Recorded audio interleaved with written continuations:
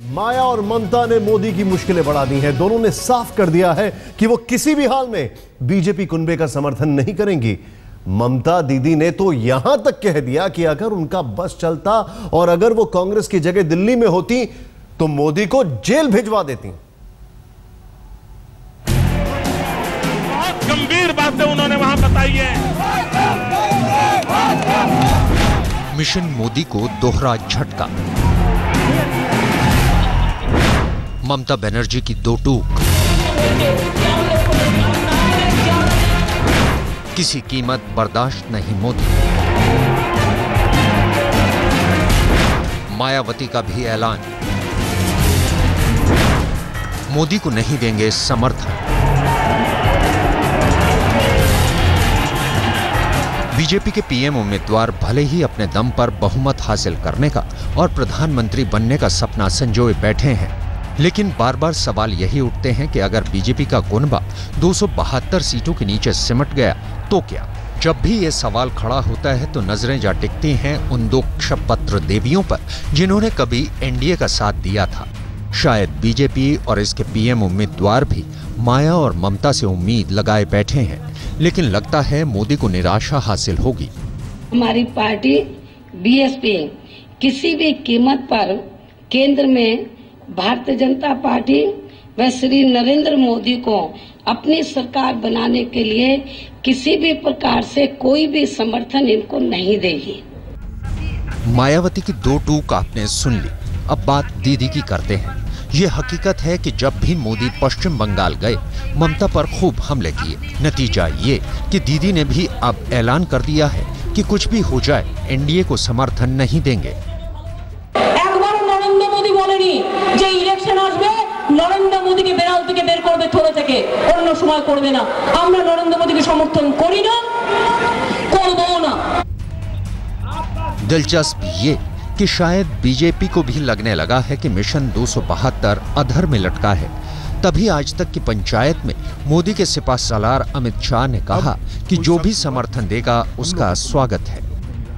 जनता हमारे साथ है और जनता ने अब तक जो वोटिंग किया है उस पर से स्पष्ट हो गया है कि इस बार एनडीए 300 के आसपास सीट पाकर स्पष्ट बहुमत पाएगी। एक बार फिर भी देश के विकास के एजेंडे पे जो लोग एनडीए का समर्थन करना चाहेंगे वो सभी का स्वागत है। अब भले ही मायावती और ममता ने मोदी को समर्थन नहीं देने का ऐलान कर दिया है, लेकिन ये भी नहीं भूलना चाहिए कि सियासत में कुछ भी मुमकिन है। कौन जाने ऊंट किस करवट बैठे और ना जाने कब माया और ममता पाला बदल लें। आज तक ब्यूरो। न माया मिली न ममता, अब देखना यह है कि क्या कहती है जनता। वाराणसी डीएम वर्सेस बीजेपी की जंग में जीत किसकी हुई? बीजेपी के सत्याग्रह का अंजाम आखिर क्या हुआ? चुनाव आयोग की माने तो डीएम प्रांजल यादव ने कुछ भी गलत नहीं किया। चुनाव आयोग से वाराणसी डीएम को क्लीन चिट मिल गई। बीजेपी के लिए राहत की बात इतनी है कि वाराणसी के लिए ईसी ने विशेष ऑब्जर्वर नियुक्त किया।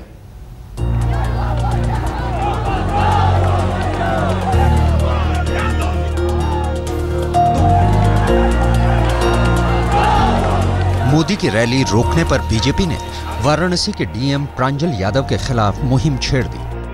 वाराणसी से प्रांजल यादव को हटाने के लिए बीजेपी ने क्या क्या नहीं किया। जेटली और अमित शाह जैसे कद्दावर नेताओं ने सत्याग्रह किया। बीजेपी के पीएम उम्मीदवार खुद नरेंद्र मोदी ने सवाल उठाए। पिछले 3 चरण में बुरी तरह विफल गया है और मैं बहुत जिम्मेवारी के साथ भारत के इलेक्शन कमीशन पर पक्षपात का आरोप लगा रहा हूं। इलेक्शन कमीशन निष्पक्ष नहीं है। बीजेपी के कद्दावर नेता और यूपी बीजेपी के प्रभारी अमित शाह ने तो आज भी डीएम के काम करने के तौर तरीकों पर सवाल उठाए और उनके तबादले की मांग की। मुझे लगता है कि इलेक्शन कमीशन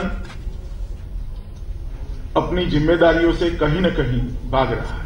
आज से लेकर काउंटिंग तक का इलेक्शन ठीक से यहां पर हो, बिना पक्षपात हो, इसके लिए बहुत जरूरी है कि डिस्ट्रिक्ट मजिस्ट्रेट वाराणसी का ट्रांसफर करा जाए। लेकिन डीएम प्रांजल यादव बेदाग बरी हो गए। वाराणसी के डीएम प्रांजल यादव को चुनाव आयोग ने साफ बरी कर दिया। उल्टे अच्छे काम के लिए वाराणसी के डीएम को चुनाव आयोग से शाबाशी मिली। चुनाव आयोग का कहना है कि वाराणसी के चुनाव अधिकारी ने जो किया वो नियमों के दायरे में किया। डेफिनेटली इस पर्टिकुलर जगह पे परमिशन नहीं दी गई थी, लेकिन उसका जो कारण बताया गया था वो सुरक्षा कारणों से बताया गया था और वैसी रिपोर्ट जिला प्रशासन से प्राप्त हुई जो इलेक्शन कमीशन को भी भेजी गई थी। तो अभी तक जो चुनाव का कार्य हुआ है उसमें मुझे नहीं लगता है कि कोई ऐसे एडवर्स से कोई सूचना प्राप्त हुई है। वैसे डीएम को क्लीन चिट के बावजूद वाराणसी पर चुनाव आयोग की पैनी नजर है। वरिष्ठ आईएएस अधिकारी प्रवीण कुमार वाराणसी के लिए स्पेशल ऑब्जर्वर नियुक्त किए गए हैं। लखनऊ से आमिर हक के साथ संजय शर्मा, दिल्ली, आज तक। वैसे वाराणसी में आज क्या हुआ? वाराणसी में चुनाव प्रचार खत्म होने में अब बस कुछ घंटे बाकी हैं। ऐसे में सियासत चरम पर है। आज मोदी को चुनौती दे रहे केजरीवाल ने रोड शो किया। रोड शो के दौरान केजरीवाल ने अपनी जीत का दावा किया और नरेंद्र मोदी पर जमकर निशाना साधा। किसी को अंदाजा नहीं था कि काशी के कुरुक्षेत्र में केजरीवाल की ऐसी धमक सुनाई देगी। चुनाव प्रचार थमने से पहले जब आम आदमी पार्टी के उम्मीदवार अपनी ताकत की नुमाइश के लिए उतरे तो वाराणसी थम गई। हजारों का हुजूम, जोरदार तैयारी और समर्थकों का जबरदस्त उत्साह। बनारस में शक्ति प्रदर्शन का दौर जारी है। नरेंद्र मोदी के रोड शो के बाद आज दिन है अरविंद केजरीवाल के रोड शो का और आप देख सकते हैं किस तरीके से तमाम समर्थकों के हुजूम के साथ, हजारों समर्थकों के हुजूम के साथ अरविंद केजरीवाल निकले हैं सड़क पर। आम आदमी पार्टी के समर्थकों के हाथों में सफेद झंडे थे, चुनाव चिन्ह, झाड़ू, सिर पर टोपी और जुबां पर जीत के दावे। 80 चौक से शुरू हुआ केजरीवाल का रोड शो धीरे धीरे काशी की सड़कों पर सरकता रहा। छोटे छोटे कार्यकर्ताओं से लेकर बड़े नेता तक बनारस में अपनी मौजूदगी दर्ज कराते रहे, विरोधियों पर निशाना साधते रहे। काशी के लोग कह रहे हैं कि जो व्यक्ति गंगा जी की आरती के ऊपर भी राजनीति करते हैं, ऐसे व्यक्ति को काशी के लोग कभी वोट नहीं देने वाले।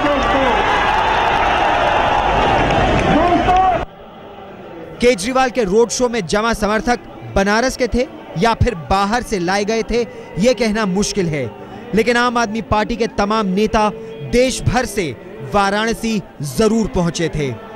24 घंटे के भीतर वाराणसी की सड़कों ने 2 बार बड़ी सियासी हलचल महसूस की। बीती शाम इन्हीं सकरी सड़कों पर नरेंद्र मोदी का काफिला था और आज केजरीवाल का रोड शो। आम आदमी पार्टी के संयोजक ने सवाल खड़े किए, जब प्रशासन ने इजाजत दे दी थी तो बीजेपी के पीएम उम्मीदवार ने गंगा की आरती क्यों नहीं की? केजरीवाल के रोड शो में जुटी भीड़ ने विरोधियों के मन में जरूर हलचल पैदा की होगी, धड़कनें बढ़ा दी होंगी। लेकिन बीजेपी ने कहा कुछ भी कर ले, केजरीवाल जीत तो मोदी की होगी। चलिए, कुछ ही घंटे रह गए हैं जब यह साफ हो जाएगा कि बीजेपी के दावों में दम है या फिर केजरीवाल के। 12 मई को काशी की जनता अपना फैसला सुना देगी। मोदी से लेकर केजरीवाल तक सबकी किस्मत वोटिंग मशीन में कैद हो जाएगी। वाराणसी से अनुराग ढांडा के साथ आज तक ब्यूरो। एक सवाल बार बार मन में आता है, वो ये है कि आज वाराणसी की सड़कों पर बहुत सफेद टोपियां दिखी, लेकिन उन टोपियों के नीचे सर कितने वाराणसी के थे और कितने बाहर से आए हुए थे। वाराणसी में चुनाव प्रचार का कल आखिरी दिन है, लेकिन प्रचार थमने से पहले वाराणसी में जोरदार गहमागहमी होगी। सुबह कांग्रेस के उपाध्यक्ष राहुल गांधी रोड शो करेंगे और राहुल के रोड शो के बाद उत्तर प्रदेश के मुख्यमंत्री अखिलेश यादव के रोड शो की योजना है।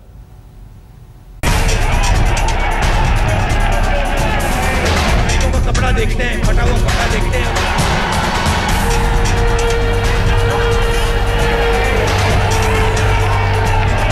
जैसे जैसे काशी का कुरुक्षेत्र आखिरी पड़ाव की ओर बढ़ रहा है, सियासी पार्टियों की धड़कनें बढ़ रही हैं, लिहाजा व्यूह रचना की जा रही है और ताकत की नुमाइश की जा रही है।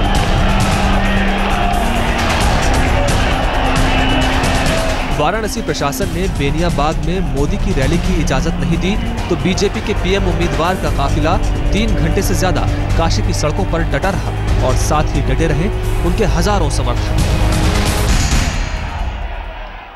आपने कल वाराणसी में देखा ही होगा, सिर्फ मोदी जी हेलीपैड से अपने कार्यालय कार्यकर्ताओं को मिलने जाते थे। हमने कार्यक्रम इश्यू किया था, within 20 minute he will be reach at our office, मगर जाने में हमें लगभग 4 घंटे लग गए। यानी बिना ऐलान किए, बिना इजाजत लिए वाराणसी में मोदी का रोड शो हो गया। कांग्रेस ने आपत्ति जताई, चुनाव आयोग को शिकायत भी की, लेकिन मोदी जो चाहते थे वो कर लिया, विरोधियों को अपनी ताकत दिखा दी।